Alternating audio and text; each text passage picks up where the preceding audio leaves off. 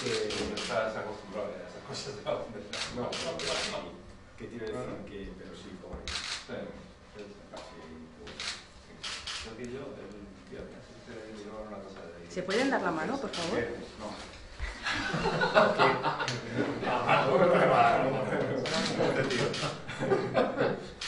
Un poco ridículo. Bueno. I think we make a shake hand here in front of our officially. Welcome. Thank you very much. Really does. Yeah. No. Thank you very much. Look, we go upstairs to the studio and then we wait until the camera is on that place and then we start. Okay? Thank you very much. Thank you. Once more, look the cameras. With a shake hand or not? Once more with a shake hand, welcome. And look to us. Presidente del Consejo, muchas gracias y bienvenido. Yes, of course.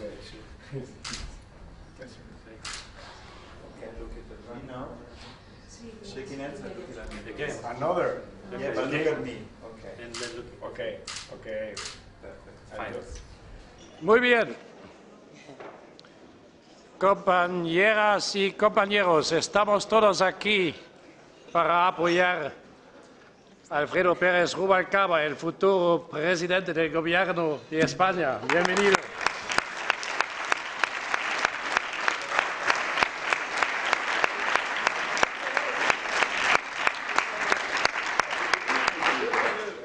Liebe Genossinnen und Genossen, jetzt muss ich leider wieder Deutsch reden.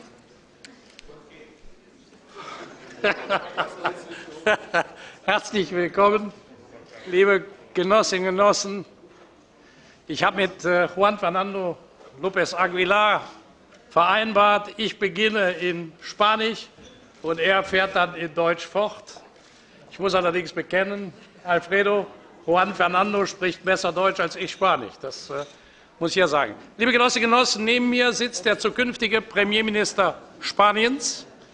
Wir sind hier zusammengekommen, um zu hören, was Alfredo Pérez Rubalcaba uns zu sagen hat. Ich bin zunächst einmal sehr dankbar, dass er als Spitzenkandidat der PSOE für die anstehende Parlamentswahl in Spanien bei all den Verpflichtungen, die er im Lande hat, dass Alfredo Pérez Rubalcaba den Weg zu uns hier gefunden hat.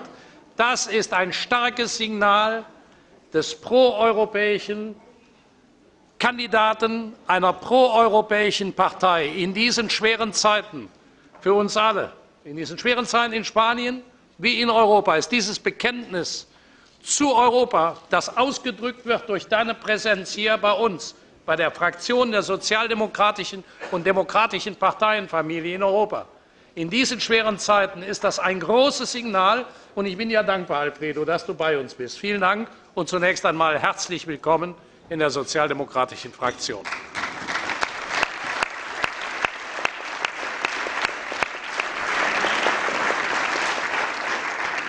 Ich begrüße mit ihm Elena Valenciano, unsere langjährige Kollegin, die viele Jahre bei uns hier im Parlament mit uns im Parlament gearbeitet hat als Mitglied unserer Fraktion. Die Genossinnen und Genossen aus Spanien sind unter Zeitdruck. Alfredo hat ein großes Programm abzuwickeln heute und deshalb keine langen weiteren Vorreden. Ich will noch einmal sagen, ich bin stolz, dass du hier bist. Und ich gebe dir sofort das Wort. Aber, Alfredo, bevor ich dir das Wort gebe, gibt es einen Punkt, den wir gestern Abend hier bereits diskutiert haben und den ich dir im Namen aller Abgeordneten der sozialdemokratischen Fraktion sagen will. Und gerade dir als langjährigem Innenminister in Spanien. Die Erklärung der ETA, auf Gewalt zu verzichten, ist einer der größten Erfolge, ein historischer Erfolg in der Geschichte Spaniens. Und es ist auch dein persönlicher Erfolg. Und wir wollen dir ausdrücklich dafür gratulieren. Das ist ein ganz, ganz großes Erfolg.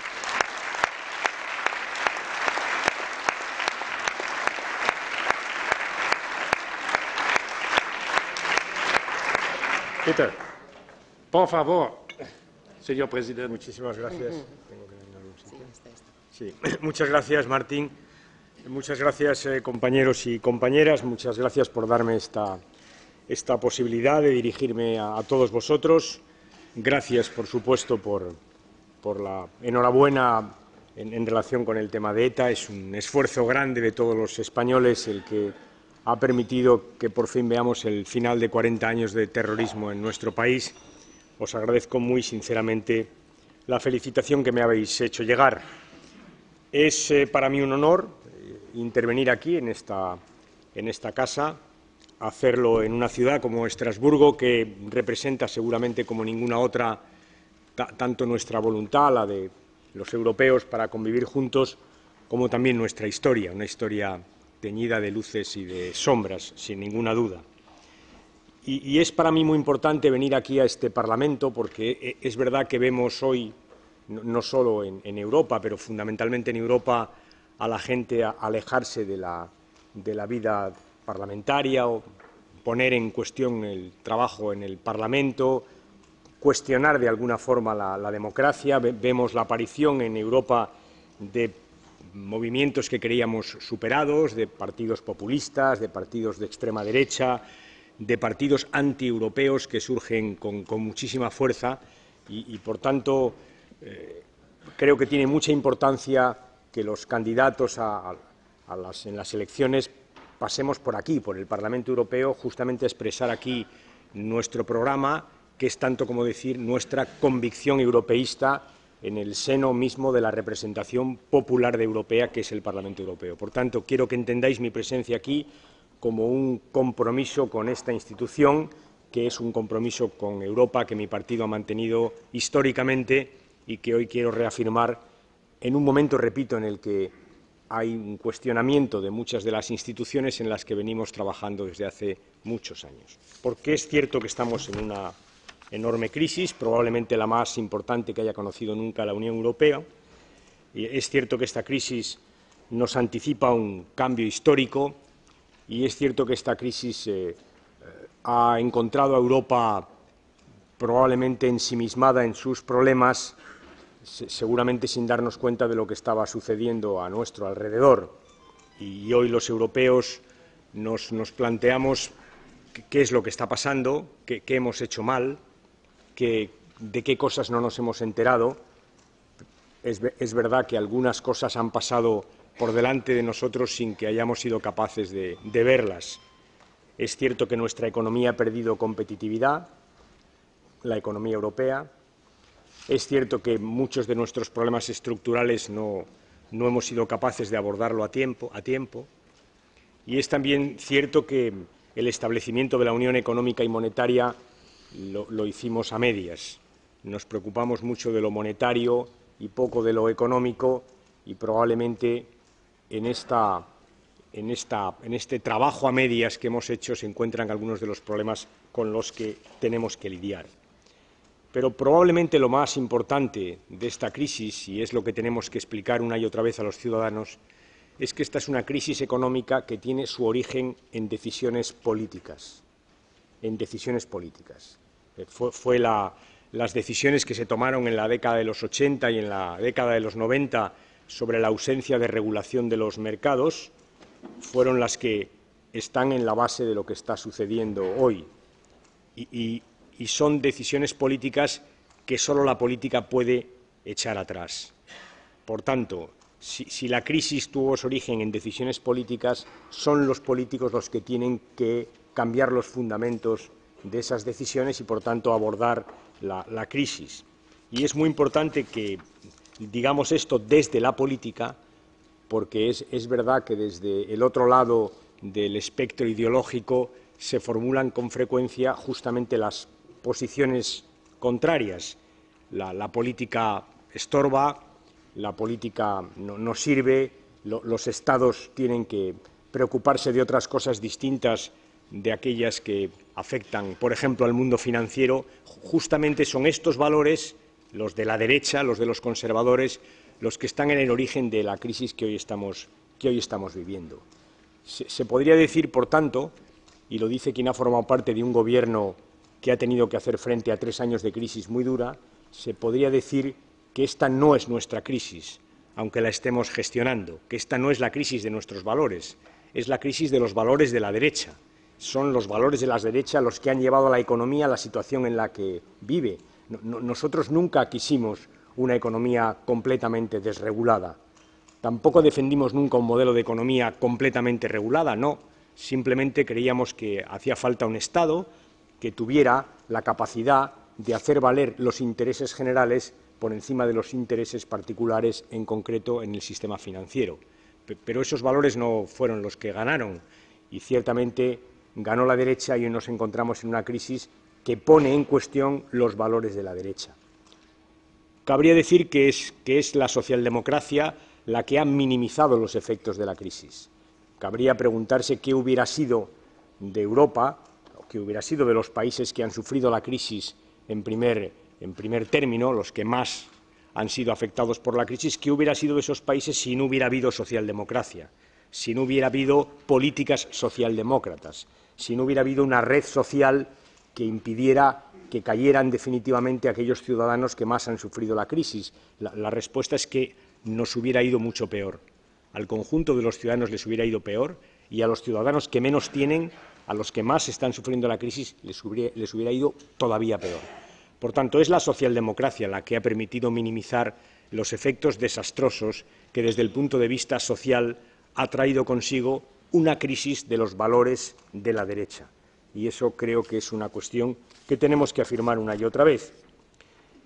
Pero no es la globalización el problema, no lo es. Nosotros, como socialistas, nunca hemos estado, o como socialdemócratas o como laboristas, nunca hemos estado en contra de la globalización. Es más, la globalización ha permitido que muchas regiones del mundo salieran de la pobreza, ha permitido alcanzar niveles de desarrollo seguramente impensable hace muy poco tiempo a muchas zonas del mundo por las que hemos estado históricamente preocupados. No somos contrarios a la globalización. Ahora sí somos contrarios a algunas cosas de esta globalización, que ha puesto por encima de los intereses de los ciudadanos los intereses de los mercados, que no tiene en cuenta los intereses generales o que se olvida, por ejemplo, de la calidad de vida en nuestro planeta, sencillamente de algo tan importante como el medio ambiente, que es lo que podemos dejar a nuestros hijos y a nuestros nietos de una forma más segura. Contra esa globalización sí estamos, pero no estamos contra la globalización. Y es verdad que después de la crisis, que tiene su origen en la crisis financiera norteamericana, en el estallido de Lehman Brothers, después de la crisis hubo una reacción internacional importante. Por cierto, una reacción de los políticos. Fueron los jefes de Estado y de Gobierno, reunidos en el G20, los que empezaron a tomar las primeras medidas para hacer frente, desde una perspectiva global, a una crisis que era global. Una decisión política, como os decía al principio de esta intervención. Pero es verdad que después de los primeros momentos en los que la Unión Europea y el G20 tomaron decisiones, poco a poco se nos han ido olvidando las cosas que teníamos que hacer. Y nos hemos encontrado con que la crisis ha vuelto a aparecer, lo ha hecho este verano, y nos ha vuelto a recordar que hay muchos problemas de fondo que no hemos resuelto, fundamentalmente problemas que tienen que ver con la institucionalización de una política capaz de hacer frente o de ordenar la globalización. Se nos ha olvidado lo que aprendimos hace 3 años y aquí tenemos otra vez la crisis, probablemente además de una manera mucho más dura. Y eso también afecta a Europa, que ahora puede hacer una de estas 3 cosas. Europa puede continuar lo que ha hecho en los últimos años, que es convocar una reunión para autoconvocarse para otra. Podemos seguir convocando reuniones infinitas. Eso es lo que básicamente hemos hecho. Podemos retroceder, como quieren algunos, deshacer el camino andado y volver a hace 10, 15 o 20 años, o podemos avanzar con decisión, afrontando los problemas que sabemos que tenemos que afrontar, que algunos tienen que ver con las propias instituciones europeas o con la política que hemos desarrollado hasta ahora. Yo creo que es evidente que hay que hacer esto tercero. Y pienso que mañana es un día importante. Mañana Europa va a tener que tomar decisiones importantes y las tiene que tomar de una vez por todas. Y tiene que tomar decisiones que nos permitan salir de esta inestabilidad financiera que está lastrando mucho nuestro crecimiento y, por tanto, la creación de empleo. Mañana hay que tomar decisiones de esa naturaleza, decisiones que se han estado discutiendo aquí en este Parlamento y que ha impulsado el Grupo Parlamentario Socialista en muchas ocasiones, decisiones que afectan al gobierno económico, que no existen. Tenemos una coordinación, una Europa común en materia de política monetaria, pero no tenemos una política económica común. Y es evidente que esa asintonía entre una política monetaria común y una política económica común que no existe provoca desequilibrios, provoca choques entre las distintas zonas de Europa que están en el fondo de algunos de los problemas que estamos viviendo. Por tanto, hace falta poner en marcha una política económica común. Tenemos que hacer esfuerzos en materia de política fiscal. El Grupo Socialista tiene un éxito notable en el Parlamento cuando ha conseguido sacar adelante la tasa de transacciones financieras. Es un primer paso. Qué duda cabe que es un paso importante. Es un paso porque te permite tener recursos económicos y porque te permite luchar eficazmente contra la especulación y, sobre todo, pedirle al sector financiero que financie algunas de las cosas que obligadamente tiene que financiar. Es evidente que necesitamos revisar nuestra política económica. Yo no estoy en contra de la política de austeridad. Es más, creo que la tenemos que mantener en el conjunto de la zona euro y en el conjunto de la Unión Europea. Tenemos que mantener una política de austeridad muy seria. Pero es evidente también, y es cierto, que esta política de austeridad hay que compensarla con políticas que garanticen el crecimiento. Con la austeridad, solo con la austeridad en el conjunto de Europa, no saldremos de esta crisis. Es una condición necesaria, pero no es la condición suficiente. Decía que tenemos una moneda única, y la tenemos, pero no tenemos un sistema de defensa para nuestra moneda única. Y, por tanto, tenemos que avanzar, como hace y ha pedido el Grupo Parlamentario Socialista Europeo, en los eurobonos. Tenemos que crear agencias de calificación, tenemos que buscar una fiscalidad propia, europea, tenemos que dotarnos de un presupuesto europeo más potente, un presupuesto europeo que nos permita hacer desde Europa políticas de inversión que, de alguna manera, vayan en paralelo con las políticas de austeridad, políticas de inversión en desarrollo, en investigación, en formación, políticas que ayuden a aquellas zonas de Europa que están pasando lo peor y que tienen obligadamente que hacer políticas restrictivas desde un punto de vista fiscal, más presupuesto europeo para favorecer el crecimiento. En resumen, lo que está haciendo el Grupo Parlamentario, que va a aprobar un presupuesto en el que se han introducido algunas modificaciones que entiendo son sustantivas en esta dirección. Y hay algunas cosas, y voy terminando, hay algunas cosas que no queremos, al menos yo no deseo. Creo que tenemos que, por ejemplo, olvidarnos de la política agraria común que ha planteado el comisario, que ha planteado la Comisión. No me parece que sea la que necesita Europa en este momento, no creo que sea una buena solución. Pienso que no es bueno ligar el Fondo Social Europeo al cumplimiento de los parámetros macroeconómicos. No es justo ni razonable que los países que no cumplan parámetros preestablecidos sean castigados en materia de políticas sociales. Más, me parece contraproducente en muchos términos, como pienso que, y lo decía antes, que el Pacto de Estabilidad y de Crecimiento es las dos cosas, es de estabilidad y es de crecimiento. Y me parece que estamos pensando mucho en la estabilidad y olvidando el crecimiento. Hay, por tanto, cosas en la política europea que queremos cambiar. Voy terminando ya. Creo que estamos en muchos países debatiendo sobre la política de austeridad, la política de crecimiento, también en el conjunto de la zona euro. Creo que la derecha política en muchos países está tratando de contraponer los servicios sociales y el gasto público social con el crecimiento y la creación de empleo, y pienso que es una trampa en la que nosotros, desde la izquierda, no deberíamos caer. Deberíamos explicarles a los ciudadanos con toda claridad que para crecer y para crear empleo no es necesario recortar el gasto en educación o recortar el gasto en sanidad, que no es verdad, que esa es una falsa ecuación, que no es cierto que los recortes sociales conduzcan a mayor crecimiento y a creación de empleo. Más bien suele suceder lo contrario. Lo que con toda seguridad conducen, además, es a una mayor injusticia desde el punto de vista social. Y creo, finalmente, que debemos tratar de explicar desde la izquierda que la economía abierta, que la globalización, que la sociedad del conocimiento es algo o son cosas con las que la izquierda está muy cómoda, que a diferencia de otros momentos en la historia de la humanidad, ahora los países no van a crecer porque sean capaces de tener más capital o ejércitos más poderosos o materias primas como el petróleo que no están repartidas de forma homogénea. No, los países van a crecer porque sean capaces de enseñar mejor a sus ciudadanos, de investigar más, de formarse más, de conocer más. Y no hay nada más democratizable, nada más repartible, que nada más fácil de distribuir adecuadamente que el conocimiento. Basta con aplicar un principio de nuestras políticas de siempre, que es la igualdad de oportunidades. Por tanto, si algo tiene el siglo que viene, en el que estamos, si algo tiene la sociedad en la que estamos ya inmersos, es una enorme posibilidad para la izquierda para hacer aquello que quisimos siempre, que es desarrollar el conjunto de los países y hacerlo preservando la cohesión social.